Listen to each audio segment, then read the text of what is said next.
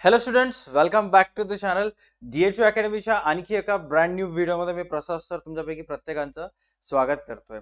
जसे तुम्हाला माहित आहे, आपण ऍडव्हान्स कॉस्ट अकाउंटिंगचा पार्ट ऑलरेडी स्टार्ट केलेला आहे आणि ऍडव्हान्स कॉस्ट अकाउंटिंगच्या पार्टमध्ये आज आपल्याला जो चॅप्टर डिस्कस करायचा आहे त्या चॅप्टरचं नाव आहे प्रोसेस कॉस्टिंग किंवा प्रोसेस अकाउंटिंग असं तुम्ही म्हणू शकता.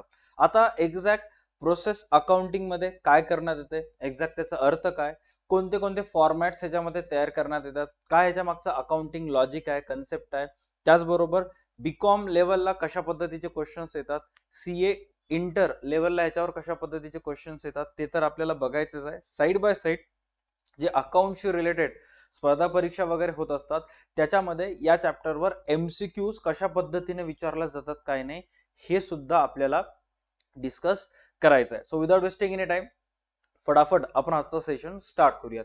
बरं, हे प्रोसेस कॉस्टिंग जे आहे ते कोणासाठी कामाला आहे? ज्याही ठिकाणी वस्तूचं मॅन्युफॅक्चरिंग व्हायलंय, ज्याही ठिकाणी वस्तूचं उत्पादन व्हायलंय, कच्च्या मालाचं रूपांतर पक्क्या मालात करण्यासाठी, ज्याला अर्थशास्त्राच्या भाषेमध्ये म्हणतात अदानांचे रूपांतर प्रदानामध्ये करणे, राईट.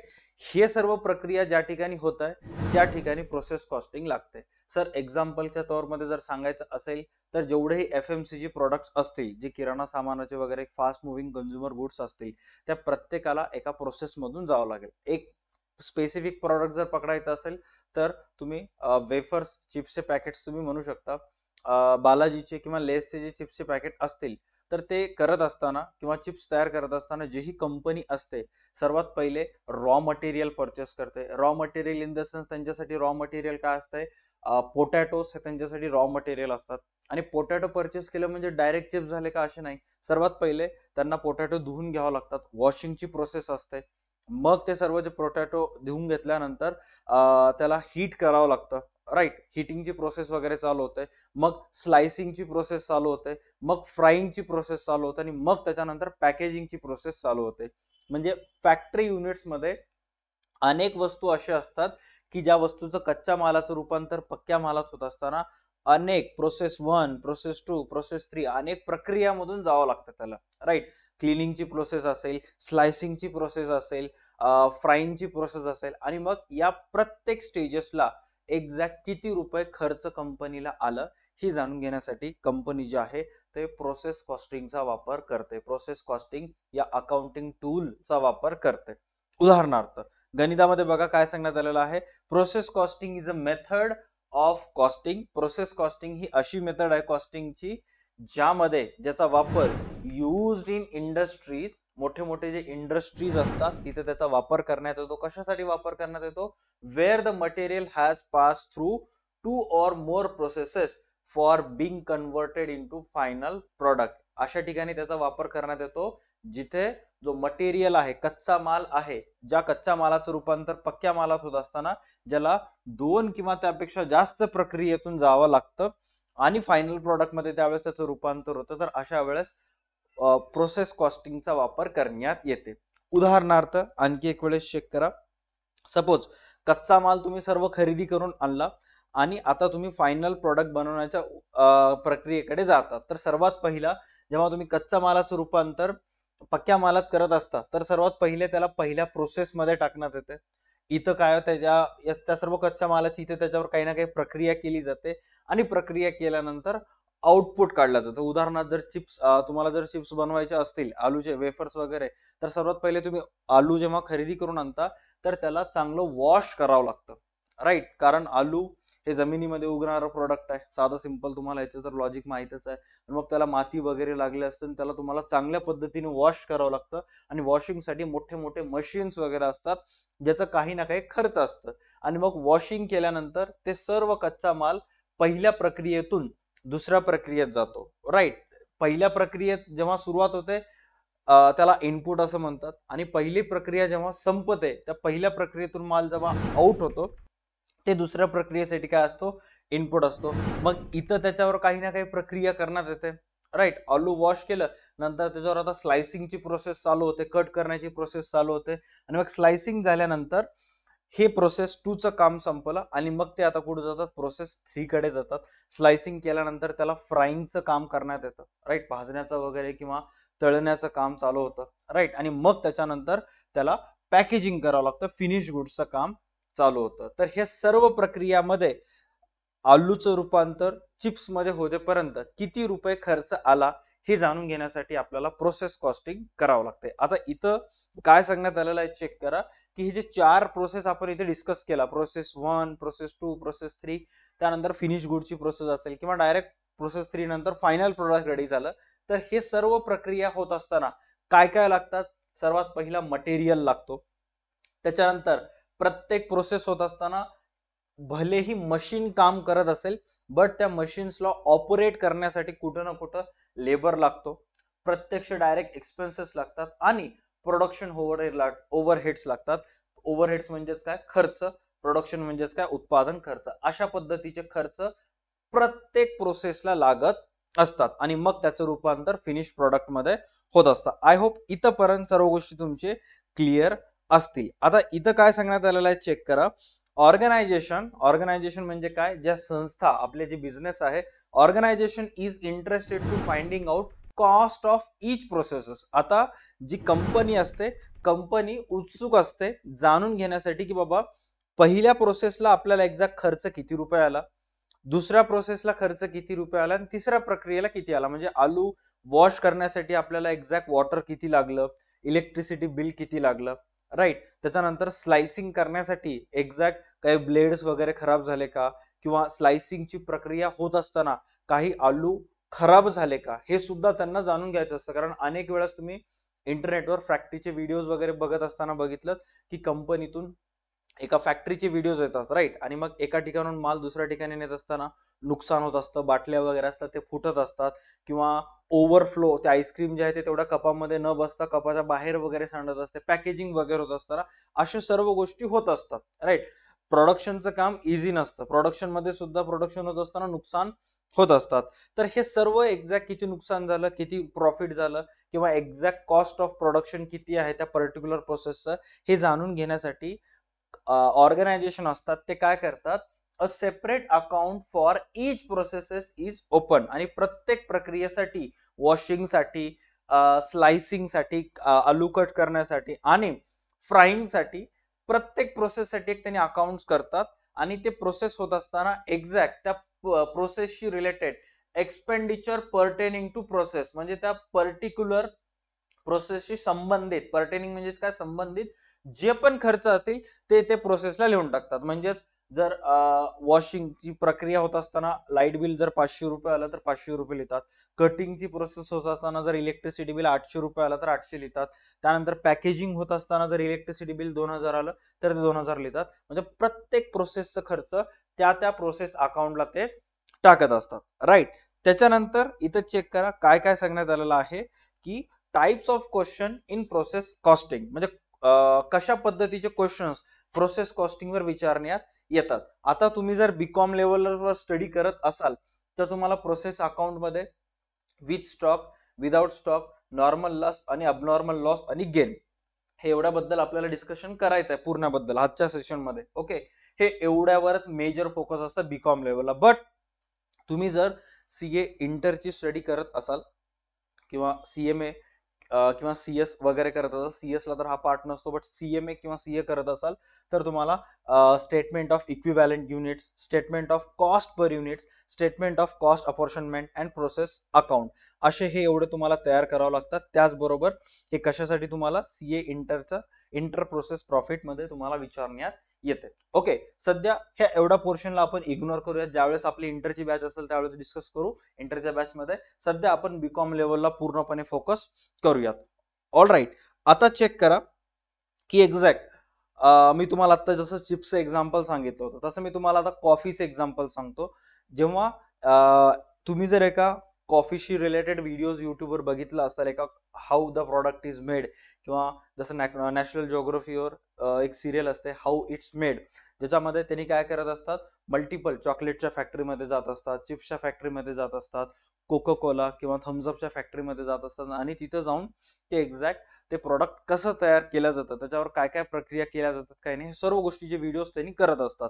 झालं पॉसिबल तर एक वेळेस तुम्ही बघून घ्या, म्हणजे एक्झॅक्टली समजेल कॉस्ट प्रोसेस कॉस्टिंग काय असते. आता उदाहरणार्थ आपण असं अज्युम करा की आपण एक कॉफी पावडर किंवा कॉफी बनवणारी कंपनी आहोत.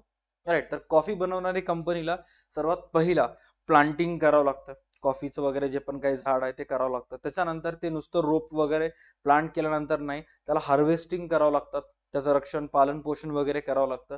आणि मग ते झाड मोठं झाल्यानंतर मिलिंग करावं लागतात. मिलिंग म्हणजेच काय, ते झाडाचे बिया वगैरे काढणे, जे खराब वगैरे झालेले बिया आहेत त्याला साईड करणे, राईट, क्लिनिंग करणे, पॉलिशिंग करणे, हे काम मिलिंग मध्ये करण्यात येतं. त्याच्यानंतर ते सर्व क्लिनिंग आणि पॉलिश केल्यानंतरचे जे कॉफीचे बीन्स असतात, त्या कॉफीच्या बीन्सला तुम्हाला काय करावं लागतात, रोस्ट करावं लागतात, राईट. आणि मग रोस्ट केल्यानंतर त्याच्यावर ग्राइंडिंगचं काम करण्यात येते आणि मग तुम्हाला at the end finished product मिळत असतं. म्हणजेच काय, की आता एखादी एक फॅक्टरी असेल तर प्लांटिंगसाठी किती रुपये खर्च आलं, प्लांटिंग प्रोसेससाठी, हार्वेस्टिंगच्या प्रोसेससाठी किती खर्च आलं, त्याचबरोबर मिलिंगसाठी, रोस्टिंग आणि ग्राइंडिंगसाठी किती खर्च आला, काय नाही, हे जाणून घेण्यात उत्सुक असते. तर अशा पाचीच्या 5 प्रोसेसचे 5 प्रोसेस अकाउंट तयार करतात. Planting process account, harvesting process account, milling process account आणि रोस्टिंग प्रोसेस अकाउंट, अशा पद्धतीने त्यांना तयार करावं लागतं. आता एक्झाम्पल साठी आपण काय करूयात, एक बेसिक प्रोसेस अकाउंट तुम्हाला स्क्रीनवर दिसत असेल. जेवढेही तुमच्या बिझनेस मध्ये असतील तुम्हाला क्वेश्चन मध्ये सांगण्यात येतात की बाबा किती प्रोसेस आहेत, प्रत्येक प्रोसेसवर किती रुपये खर्च केला, मटेरियल काय, सर्व देण्यात येते. फक्त समजून घ्या. अशा पद्धतीचं प्रोसेस अकाउंट तुम्हाला एक्झाम मध्ये ऍज अ आन्सर म्हणून तयार करावं लागतं. आता जसं 11वी-12वीला असताना मी तुम्हाला सांगितलं होतं, किंवा अनेक प्रॉब्लेम्स मध्ये, जसं की सध्या काल परवा ब्रांच अकाउंटचं मी तुम्हाला सांगितलं होतं, तर ब्रांचशी रिलेटेड जे पण एक्सपेन्सेस असतील ते डीआर ला जातील आणि ब्रांचशी रिलेटेड जे इन्कम असतील ते ब्रांच अकाउंटच्या सीआर ला जातील. त्याच पद्धतीनं या प्रोसेस अकाउंट मध्ये काय काय गोष्टी कुठं कुठं प्रोसेस करण्यात येतात, काय नाही, कशा कशाची पोस्टिंग करण्यात येते, व्यवस्थित चेक करा. त्यातल्या त्यात जे रेड कलर मध्ये आहेत त्याच्यावर पूर्णपणे तुमचं बारकाईने लक्ष असलं पाहिजे, तरच कन्सेप्च्युअल क्लॅरिटी होते. All right, done. First of all check करा इथं काय सांगण्यात आलेलं आहे. बघा, आता प्रोसेस ए मध्ये आता सर्वात पहिला तुम्ही आता आपण कॉफीशी रिलेटेड एक्झाम्पल बघितलं होतं, वेफर्सशी रिलेटेड एक्झाम्पल बघितलं होतं. त्याच्यापैकी वेफर्सचं जर एक्झाम्पल घेतलं, चिप्स बनवत असताना तुम्हाला रॉ मटेरियल काय असतं, आलू. तर सर्वात पहिले जेही पहिली प्रोसेस असताना जेवढ्याही रुपयाचं आलू तुम्ही परचेस केलात, पोटॅटोज परचेस केलात, ते सर्वात पहिले तुम्हाला इथे लिहावं लागेल.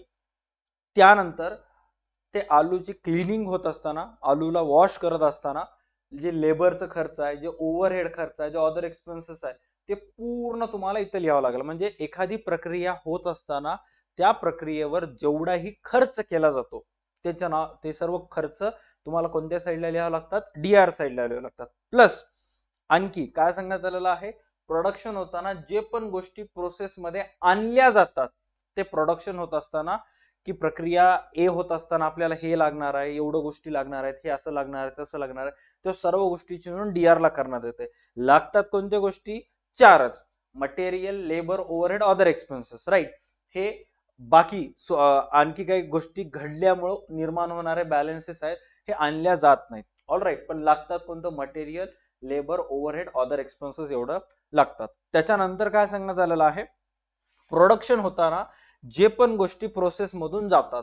आता जेव्हा आलू फॅक्टरीमध्ये येतो तर आलूला घाण कचरा वगैरे लागलेला असतं, राईट. ते वॉश वगैरे झालं आणि क्लीन झालेले आलू जेव्हा बिझनेस मधून दुसऱ्या प्रोसेस मध्ये जात असतात, प्रोसेस ए मधून दुसऱ्या प्रोसेस मध्ये जात असतात, तर ज्याही किमतीचे आलू किंवा ज्याही किमतीचं प्रोडक्शन किंवा ज्याही किमतीचं कॉस्ट असेल किंवा प्रोडक्ट असेल, ते बिझनेस मधून जेव्हा जात असते, ते फिनिश्ड प्रोडक्ट, त्याची नोंद कोणत्या साईडला होते, सीआर साईडला होते. म्हणजे प्रोसेस होत असताना जे पण गोष्टी लागतात ते डीआर साईडला, आणि प्रोसेस कंप्लीट झाल्यानंतर जेवढ्याही किमतीचे आउटपुट, जेवढ्याही किमतीचे वस्तू प्रोसेस बी कडे जात असतात, त्याची नोंद कोणत्या साईडला करण्यात येते, सीआर साईडला करण्यात येते. आता या दोन्हीमध्ये काही डिफरन्स असते का? यस सर, या दोन्हीमध्ये डिफरन्स असते का? कारण जेव्हा पोटॅटोज आपल्या बिझनेस मध्ये येत असतात तेव्हा ट्रॅक्टर मध्ये, गनी बॅग्स मध्ये, प्लास्टिकच्या पिशव्यामध्ये वगैरे येत असतात. बट वॉशिंगची प्रक्रिया चालू असते तर मध्येच 1-2 आलू खराब दिसतात. मग जो लेबर असतो त्याचं काम काय, खराब आलू असेल तर फेकून टाकणे. मग तिथल्या तिथं तो काय करतो, फेकून टाकतो. आणि 100 किलो आलू आले असतील आणि त्यापैकी 1 किलो जर आलू खराब निघाले, म्हणजे इनपुट 100 किलोचा होता आउटपुट 99 केजीसचा आहे. मग असे जे डिफरन्स असतात हे डिफरन्स जाणून घेण्यासाठी तुम्हाला प्रोसेस एक अकाउंट करावं लागतंय आणि जेही त्या प्रोसेस मध्ये लागेल ते डीआर साइडला आणि जे प्रोसेस मधून जाईल हे कोणत्या साइडला नोंद करावं लागतंय, सीआर साइडला नोंद करावं लागतंय. हे एवढं मेजर ह्याच्यातलं डिफरन्स. त्यानंतर आणखी एक सर्वात महत्वाचं ते म्हणजे आता इथून पुढं येत्या 2 ते 3 मिनिटांमध्ये नॉर्मल लॉस, अबनॉर्मल लॉस आणि अबनॉर्मल गेन हे 3 कन्सेप्ट मी सांगणार आहे. व्यवस्थित पूर्णपणे फोकस करून समजून घेण्याचा प्रयत्न करायचा. All right, done. आता स्क्रीनवर चेक करा की इथं तुम्हाला काहीतरी दिसत आहे. ऑल राईट, 100 युनिट्स असं अज्युम करा. 100 युनिट्स म्हणजे कंपनीनं डिसाइड केलं की आपल्याला या सध्या जे प्रोडक्शन आपण स्टार्ट करणार आहोत त्याच्यामध्ये 100 युनिट्स किंवा सोप्या भाषेत 100 किलो कॉफी पावडरचं आपल्याला उत्पादन करायचं. राईट, 100 किलो कॉफी पावडरचं आपल्याला काय करायचं आहे, प्रोडक्शन करायचं आहे. कंपनीनं सांगितलं की इस्टिमेटेड युनिट्स किंवा estimated 100 KG of coffee powder आपल्याला प्रिपेअर करायचं. आता 100 केजी कॉफी पावडर प्रिपेअर करत असताना जे कंपनीचे प्रोडक्शन डिपार्टमेंट असतं ते प्रोडक्शन डिपार्टमेंट मागच्या अनेक वर्षापासून कंपनीमध्ये प्रोडक्शनची प्रोसेस करत असतं आणि मग सांगतं की सर तुम्हाला तर माहितीच आहे आपण एवढ्या वर्षापासून प्रोडक्शन वगैरे करायलो, आपण जर 100 किलो कॉफीचे बीन्स त्याच्यामध्ये टाकलं ग्राइंडिंगच्या प्रोसेसमध्ये तर अनेक वेळेला काही जे बीन्स असतात ते खराब असतात आणि मग ग्राइंडर काय करत असते, ते खराब बीन्स बाहेर काढत असते. म्हणजे भलेही तुम्ही 100 किलो टाकलं बट ऍक्च्युअल मध्ये प्रोसेस होत असताना 5% कमी होते, कारण काही गोष्टी खराब असतात ते बाजूला केल्या जातात. राईट, ते तर साधं सिंपल लॉजिक आहे. मग काय सांगण्यात आलेलं आहे, expected in the beginning itself based on past history. म्हणजे आतापर्यंत कंपनीने जे प्रोडक्शन केलेलं आहे त्या प्रोडक्शनच्या आधारावर कंपनीचं जे ओव्हरऑल त्यांना एक्सपिरियन्स आहे, एक्सपिरियन्सच्या आधारावर 100 किलो जर बीन्स आणले तर त्यातले 5% म्हणजे 5 किलो जे आहेत ते अगोदर बसून काय असतात, खराब असतात. यालाच कंपनी नाव देते नॉर्मल लॉस. यालाच कंपनी काय नाव देते, नॉर्मल लॉस. साधं सिंपल लॉजिक आहे, थोडं तर खराब होणारच आहे. उदाहरणार्थ तुम्ही कधी ग्रामीण भागात नांदेड वरून और छत्रपती संभाजीनगरला किंवा कुठेही जर गेला असाल, पुण्यावरून नाशिकला गेला असाल तर प्रत्येक बस स्टॉपला रसवंती ग्रह असतात, नवनाथ रसवंती ग्रह. तर ते नवनाथ रसवंती ग्रहामध्ये जेव्हा ऊसाचा मशीन मध्ये ऊस टाकला जातो तर काही जे रस त्याचं निघत असतं तर ते भांड्यामध्ये पडण्याच्या ऐवजी खाली पडत असतं. राईट, आणि दिवसभरामध्ये 2-3 ग्लास तर रस ते खाली सांडल्याच जातं. हे त्यांच्यासाठी काय असतं, नॉर्मल लॉस असतं. कारण कितीही करा थोडं ना थोडं ते काय होणार आहे, सांडणारच आहे. त्या अशा पद्धतीला अशा लॉसेसला त्यांनी काय म्हणतात, नॉर्मल लॉस. इथंपर्यंत क्लिअर झालं, डन. म्हणजे 100 किलो पैकी 5 किलो तर त्यांचं नॉर्मल लॉस आहे, प्रोडक्शन होत असताना होणारा नुकसान आहे. मग एक्सपेक्टेड आउटपुट किती किलोचा आहे, एक्सपेक्टेड आउटपुट किती किलोचा आहे त्यांचं, 95 किलोचा आहे. बिझनेस ओनर म्हणला की ठीक आहे आपण 100 केजीचं प्रोडक्शन स्टार्ट केलं, त्यापैकी 5 किलो तर असंही थोडंसं फार सांडणारच आहे, खराब होणारच आहे. All right, but expected production किती आपलं 95, म्हणजे आपल्याला मिनिमम किती होईल, 95 किलो तरी आपलं कॉफी पावडरचं प्रोडक्शन होईल. ठीक आहे, डन. आता याचे 2 केसेस असू शकतात. झालं पॉसिबल, मॅनेजर काय म्हणते की बाबा आय नो 5% होते बट तुम्ही काय करा, कमीत कमी नुकसान करण्याचा प्रयत्न करा. ओके, म्हणजे जितकं जास्त सांभाळून काम करण्याचं होईल तेवढं प्रयत्न करा, जास्तीत जास्त प्रोडक्शन करण्याचा प्रयत्न करा, नुकसान कमी आणि प्रोडक्शन जास्त करण्याचा प्रयत्न करा. आता प्रोडक्शन डिपार्टमेंट, यस सर ठीक आहे, काय प्रॉब्लेम नाहीये. आता 2 सिच्युएशन असू शकतात. कोणते सिच्युएशन, केस नंबर फर्स्ट की प्रोडक्शन ना एक्सपेक्टेड किती होतं 95चं बट प्रोडक्शन झालं 92 किलोचं. केस नंबर फर्स्ट मध्ये एक्सपेक्टेड होतं 95, केस नंबर 2 मध्ये किती झालं 97 किलोचं. काही कधी होऊ शकतं, डिपेंड अपॉन बीन्स की त्याचं एक्झॅक्ट हार्वेस्टिंग कशी झालेली आहे, त्याची मिलिंग कशी झाली आहे, त्यानुसारच प्रोडक्शन असू शकते. डन. आता इथं चेक करा की जर समजा एक्सपेक्टेड होतं 95चं, झालं 92, 3 युनिट जे 3 किलो कमी झालं, त्या 3 किलोला काय म्हणतात, अबनॉर्मल लॉस असं म्हणतात. अबनॉर्मल काय म्हणतात, लॉस. कारण कंपनीचं ठराविक ठरलेलं एक्सपेक्टेड किती होतं 95, झालं किती 92, जे 3 युनिट किंवा जे 3 किलो कमी प्रोडक्शन झालं त्याला म्हणतात अबनॉर्मल लॉस. बट जर समजा कंपनीनं प्रोडक्शन ठरवलं 95, झालं 97, किती किलो जास्त झालं 2 किलो, तर त्या 2 किलोला म्हणतात अबनॉर्मल गेन असं म्हणतात. नॉर्मल लॉस म्हणजे काय, कंपनीला पण माहिती आहे एवढं तर नुकसान होणारच आहे, बट एक्सपेक्टेड प्रोडक्शन पेक्षा जर कमी प्रोडक्शन झालं तर त्याला अबनॉर्मल लॉस असं म्हणतात, आणि एक्सपेक्टेड प्रोडक्शन पेक्षा जास्त प्रोडक्शन झालं तर त्याला अबनॉर्मल काय असं म्हणतात, गेन असं म्हणतात. आय होप इथपर्यंत सर्व गोष्टी एकदम मक्खन क्लिअर असतील. Yes, great.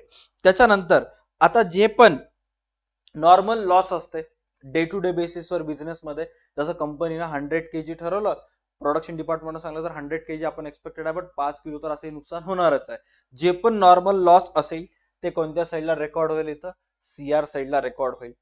त्याच्यानंतर जे अबनॉर्मल लॉस असेल ते सुद्धा कोणत्या साईडला रेकॉर्ड होईल, सीआर साईडला. बट जे अबनॉर्मल गेन असेल, त्याच्यामुळे कंपनीला फायदा व्हायलाय, त्याच्यामुळे कंपनीचं एक्झॅक्ट प्रोडक्शन थोडंसं वाढायलंय, एक्सपेक्टेड प्रोडक्शन पेक्षा जास्त प्रोडक्शन झालं त्याला अबनॉर्मल गेन असं म्हणतात. जे पण असेल ते तुम्हाला इथं डीआर साईडला लिहायचं आहे. Is that clear? यस, काय प्रॉब्लेम नाही. आता बघा, हे 4 गोष्टी तर कंपल्सरी प्रत्येक प्रोसेस मध्ये येतात. त्याच्यानंतर ते प्रोसेस कंप्लीट झाल्यानंतर आपल्याला समजते की बाबा त्या पर्टिक्युलर प्रोसेस मध्ये आपल्याला नॉर्मल लॉस आहे, अबनॉर्मल लॉस आहे का अबनॉर्मल गेन आहे, हे डिपेंड अपॉन सिच्युएशन. काही गणितामध्ये असतात, काही गणितामध्ये नसतात. त्याच्यानंतर नेक्स्ट काय सांगण्यात आलेला, bye bank account sold immediately. अनेक वेळेला अनेक कंपनी काय करत असते, प्रोडक्शन झाल्यानंतर ते प्रोडक्शन झालेले वस्तू विकत असते. राईट, प्रोसेस ए बी झालं, सी होण्याच्या अगोदरच ते वस्तू विकून टाकत असते. अनेक कंपनी असतात जे व्हाईट लेबलिंगचं काम करत असतात. राईट, आणि मग ते काय करत असतात, ते वस्तू विकून टाकतात, आणि विकून टाकल्यानंतर ज्याही प्रोसेस मधून त्या मोमेंटला ते वस्तू गेले, त्या बँक अकाउंट त्या प्रोसेस अकाउंटच्या कोणत्या साईडला येते, सीआर साईडला येते, कारण वस्तू गेले. आणि त्याच्यानंतर जर काही वस्तू राहिल्या असतील तर त्या प्रोसेस 2 मध्ये और फिनिश स्टॉक मध्ये ट्रान्सफर करण्यात येतात. उदाहरणार्थ आपल्या इंडियामध्ये असे मल्टिपल कंपनीज आहेत की ते काय काम करतात, कापसाचं रूपांतर टी शर्ट बनवण्यापर्यंत नेतात. राईट, फॅब्रिक पर्यंत नेतात, आणि मग ते काय करतात की प्लेन टी शर्ट बनवतात, फक्त आणि फक्त प्लेन टी शर्ट बनवतात. राईट, आणि प्रोसेस 1 2 3 ला आले की प्लेन टी शर्ट बनवतात, ब्लॅक कलरचे, रेड कलरचे, मल्टी कलर कलरचे प्लेन टी शर्ट बनवतात. आणि मग अनेक कंपनीज आहेत, जसे की मिंत्रा असेल, बेवकूफ नावाची एक कंपनी आहे, ऍप्लिकेशन आहे त्याचं, ते अशा कंपनी असतील. अशा सर्व कंपनीना ते विकून टाकतात. राईट, आणि मग हे सर्व बाकी कंपनीज काय करतात, त्याच्यावर त्यांचं बेवकूफचं इथे स्टिकर लावतात. त्याच्यानंतर त्याचं टी शर्ट वर आहे ते स्टिकरिंग वगैरेचं काम करण्यात येते, नाव लिहिण्याचं, पोस्टर वगैरे लावण्याचं किंवा ओव्हरलेस करण्याचं त्याच्यावर काम होते, आणि मग ते कस्टमरला विकत असतात. राईट, तर अशा कंपन्यांना, जे बाकी छोट्या मोठ्या कंपन्यांना डायरेक्ट फक्त रॉ टी शर्ट विकायला, त्याला व्हाईट लेबलिंगचा बिझनेस असं म्हणतात. आणि मग त्यांनी काय करतात, अशा प्रकारचे जर काही वस्तू विकलं एखाद्या प्रोसेस मधून तर ते लिहून टाकतात. सपोज एक टी शर्ट बनवणारी कंपनी आहे, 10,000 टी शर्ट बनवली, त्यापैकी 8,000 टी शर्ट प्रोसेस 3 मधून विकून टाकली, तर इथे येणार. आणि मग राहिले किती, 2,000. आणि मग हे 2,000 त्यांच्यासाठी फिनिश स्टॉक आहे. मग ह्याला येणार प्रोसेस नंबर 4 मध्ये, जिथे त्यांनी स्वतः त्या टी शर्टवर त्यांच्या कंपनीचे स्टिकर्स वगैरे लावून ते विकणार. All right, done. तर अशा प्रकारचं काही सेल झालं तर ते इथं प्रोसेस अकाउंट मध्ये सोल्ड इमिडिएटली मध्ये येऊन जाते. इथंपर्यंत क्लिअर झालं, डन. आता आतापर्यंतचे जे सर्व गोष्टी होते ते without format, without doing any problem, एकही गणित न करता तुम्ही समजत होता. आता इथून पुढची ज्या गोष्टी आहेत त्याच्यासाठी तुम्हाला कंपल्सरी गणित करावंच लागतं, तरच समजतं, कारण त्याच्यानंतरचा व्हिडिओ आपला प्रॉब्लेमचा आहे. तरी सुद्धा मी तुम्हाला शॉर्ट मध्ये काही काही गोष्टी तुम्हाला सांगून टाकेन, त्याच्यामुळे तुमचा फायदा होईल. ऑल राईट, चेक करा. नेक्स्ट आता इथं काय सांगितलेलं आहे काय नाही ते बघा. आता some quantity sold immediately. Some quantity sold immediately म्हणजेच काय की प्रोसेस होत असताना आपण काही ना काही वस्तू विकून टाकलं. Some quantity of goods sold immediately. आता हे विकत असताना आपण कसं विकतो, ज्या किमतीला आपल्याला आलं त्या किमतीला विकतो, राईट. आणि जर समजा ऑपोजिट, ज्या किमतीला आपला त्याचा कॉस्ट पडलेला आहे त्याच्यापेक्षा जास्तला विकतो. उदाहरणार्थ जर समजा प्रोसेस होत असताना एखादी प्रोसेस्ड वस्तू आहे, त्या आपण if process is a profit centre. Profit centre म्हणजेच काय की प्रोसेस 3 मध्ये एकूण टोटल किती प्रोसेस आहेत, 4. प्रोसेस 3 पर्यंत आलेल्या वस्तू काय केल्यात आपण एका कंपनीला विकून टाकलं आणि ते विकत असताना आपण प्रॉफिटला विकलं, right. Take a sales value in process account. Process accounts मध्ये तुम्हाला कोणती व्हॅल्यू घ्यायची आहे, सेल्स व्हॅल्यू घ्यायची आहे. And record profit on DR side of process account. Record profit process अकाउंटच्या कोणत्या साइडला रेकॉर्ड करा म्हणाले, डीआर साइडला रेकॉर्ड करा म्हणाले. आता मॅक्सिमम जणांच्या दिमागाच्या 4-5व्या मजल्यावर जात असेल. आताच्यासाठी मी काय करेन, सोप्या भाषेत तुम्हाला सांगण्याचा प्रयत्न करेन. आपण काय केलं, कॉफीचं प्लांटिंग केलं. सपोज आपल्या कंपनीचं नाव टाटा कंपनी आहे, ओके. तर टाटा कंपनीने काय प्लांटिंग केलं, हार्वेस्टिंग केलं, मिलिंग केलं आणि रोस्टिंग केलं, राईट. आणि रोस्टिंग केल्यानंतर ग्राइंडिंग सुद्धा केलं आणि कॉफीचं रूपांतर त्यांनी जे बीन्स असतात त्याला ग्राइंडिंग करून त्याचं पावडर बनवलं. आता पावडर बनवल्यानंतर शेवटचं प्रोसेस काय आहे की टाटा एक प्लास्टिकची किंवा काचेची बॉटल घेईल, त्याच्यामध्ये ते सर्व कॉफी पावडर टाकेल, सील करेल आणि टाटाचे स्टिकर्स लावून ते विकेल. हे शेवटची स्टेप आहे, राईट. बट ज्या मोमेंटला त्यांनी ग्राइंडिंग केलं, कॉफीचं पावडर केलं, तेवढ्यात नेस्ले कंपनीने टाटाला डिमांड केले की आम्हाला तुमच्या कंपनीचं कॉफी पावडर परचेस करायचं आणि मार्केटमध्ये विकायचं आहे आमच्या नावाखाली, नेस्लेच्या नावाखाली. टाटा मला ठीक आहे, काय प्रॉब्लेम नाहीये. टाटानं काय केलं, स्टेप नंबर प्रोसेस, पहिल्या प्रोसेसचा खर्च, दुसऱ्या प्रोसेसचा खर्च, तिसऱ्या प्रोसेसचा खर्च आणि चौथा प्रोसेसचा खर्च सगळं ऍड केलं. आणि ते ऍड केल्यानंतर टाटाला रिअलाइज झालं की बाबा 8000 किलो हे मागत आहेत आपल्याला आणि आतापर्यंत आपण ह्या 8000 किलोवर खर्च केला 90 लाख रुपये, 90 लाख रुपीज आपण ह्याच्यावर आतापर्यंत काय केलं, खर्च केलं, राईट. 90 लाख रुपीज आपण या कॉफीवर आतापर्यंत खर्च केलो. आता जर समजा टाटानं त्यांना सांगितलं की बाबा 8000 किलो पाहिजे, डन, तर हे तुम्हाला मिळेल 1 CR ला, 1 करोड रुपयाला तुम्हाला मिळेल, ओके. म्हणजे आता टाटा कंपनी काय करेल, ते प्रोसेस 4 पर्यंत आलेले वस्तू, आता टाटा कंपनी किती जवळ आलेली आहे, बस त्यांना काय करायचं, त्यांना सरळ सरळ प्लास्टिकच्या याच्यामध्ये सर्व पावडर वगैरे मिक्स करायचंय आणि मार्केटमध्ये विकायचं. बट तेवढ्यामध्ये नेस्ले कंपनी आली, त्यांना कॉफीचं प्रोडक्शन, कॉफी मागण्यासाठी. आता नेस्ले कंपनीला जर डायरेक्ट कॉफी विकायचं असेल तर बाकी सर्व प्रोसेस करावं लागतात ना, planting, harvesting. Instead of that त्यांनी डायरेक्ट जी कंपनी ऑलरेडी हे काम करायला त्यांना कॉन्टॅक्ट केलं आणि त्यांच्याकडून डायरेक्ट प्रोसेस 4चं माल खरेदी केलं आणि डायरेक्ट मार्केटमध्ये विकणार ते, राईट. आता टाटा कंपनी मोठ्या प्रमाणावर हे सर्व काम करत असते, त्यामुळे त्यांना वाटतं की बाबा आपण विकलं का, हे विकलं का, एवढंच. आणि असंही नाही की बाबा आपल्याजवळ कमी स्टॉक आहे, आपल्याजवळ लागेल तेवढं स्टॉक आहे, आपली खुद स्वतःची शेती आहे. आज या महिन्यात नाही आलं तर दुसऱ्या महिन्यात, पुढच्या महिन्यात पुन्हा आणखी बिया येतीलच, वापस प्रोडक्शन होईलच. मग टाटानं काय केलं, ते विकायचं ठरवलं आणि 90 लाखाचा माल त्यांनी आता नेस्लेला कितीला विकत आहेत, 1 करोड रुपयाला ते 90 लाखाचा माल विकत आहेत. इट मीन्स वस्तू प्रोसेस मधून होत असताना प्रोसेस सेंटर नंबर 4 मधून त्यांनी वस्तू विकले आणि ते होत असताना त्यांना काय झालं, प्रॉफिट झालं, राईट. तर आता इथं तुम्हाला काय करायचं आहे, या प्रोसेस अकाउंट मध्ये सपोज इथं प्रोसेस 4 असेल तर 1 करोड रुपये तुम्हाला इथे लिहायचे आहेत बाय बँक अकाउंट सोल्ड इमिडिएटलीला, राईट. आणि त्याचं जे प्रॉफिट आहे, किती रुपये प्रॉफिट झालं, 90 लाखाचा माल 1 करोडला विकला, इट मीन्स 10 लाख रुपये प्रॉफिट झालं. ते 10 लाख रुपये इथं टू प्रॉफिट ऑन सेल म्हणून तुम्हाला इथं डीआर साइडला लिहायचं आहे. एवढं सोपं आहे. काय काय डिस्कस केलं आपण चेक करा, आणखी एक वेळेस सांगतो मी.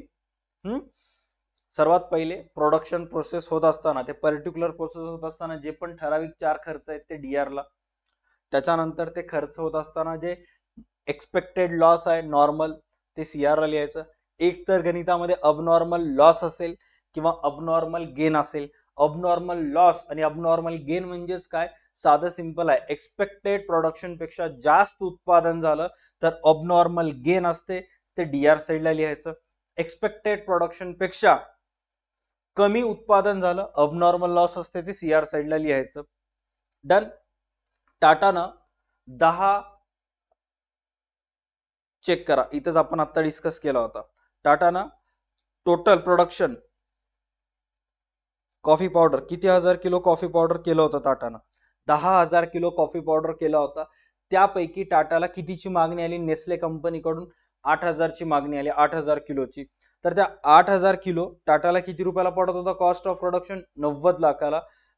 तर 90 लाखाचा माल त्यांनी किती करोडला विकला, 1 करोडला विकला. तर जे 1 करोड रुपये ते इथे लिहायचंय. 90 चा माल 1 करोडला विकला, फायदा किती लाखाचा झाला, 10. तर ते 10 लाख तुम्हाला इकडे प्रॉफिट ऑन सेलला लिहायचंय. डन. शिल्लक किती हजार किलो टाटा जवळ राहिलं, सर 10,000 किलो होतं, 8,000 किलो नेसलेला विकलं, राहिले किती, 2,000 किलो.